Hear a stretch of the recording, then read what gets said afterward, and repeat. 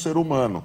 Né? Não me venham com classificações que remetem à raça. Mas a resposta é uma reação à ideia de que as pessoas podem ser classificadas rigidamente em grupos raciais. Então, não, eu estou falando que o preconceito positivo é quando a pessoa chama a outra. Quem é? Ah, uma moreninha que passou ali, não sei o quê. E às vezes é uma negra. Mas às vezes é um preconceito e às vezes não é.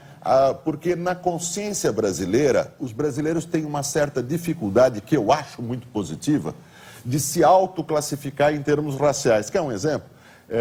Quando eu escrevi Urbana na ficha da minha filha, eu não sabia, mas o censo escolar do ano passado revelou que 64% dos brasileiros recusaram classificar racialmente os seus filhos nas fichas de matrícula das escolas. É 2/3. Nos Estados Unidos seria 2%. No Brasil é 2/3, porque o Brasil tem uma outra relação com isso, né? Uma relação diferente que começou no final do século XIX. No final do século XIX, quando o mundo inteiro, os Estados Unidos, estavam acreditando nas teorias raciais, surgiu no Brasil um movimento, o dos médicos sanitaristas, extremamente importante. Isso em que época? Final do século XIX. É gente como Adolfo Lobo, né?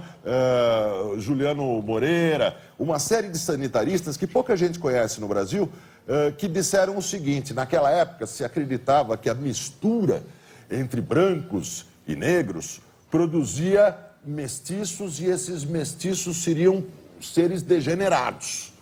O pensamento racial imagina que a miscigenação degenera. O oposto, aliás. E no Brasil, o Arthur de Gobineau, francês, veio aqui e trouxe a teoria da degeneração. Explicou para o Dom Pedro, o Brasil começou a acreditar nisso.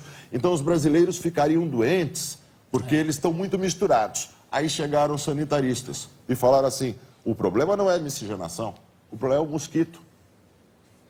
Eles ficam doentes por causa do mosquito. Isso que hoje é óbvio, que hoje todo mundo sabe, era revolucionário no final do século XIX, quando se acreditava no mundo que miscigenação degenerava. E aí apareceram uns brasileiros malucos que diziam: não, quem causa a doença é aquele mosquito que fica no pântano. Acabe-se o mosquito e os brasileiros viverão sem doenças.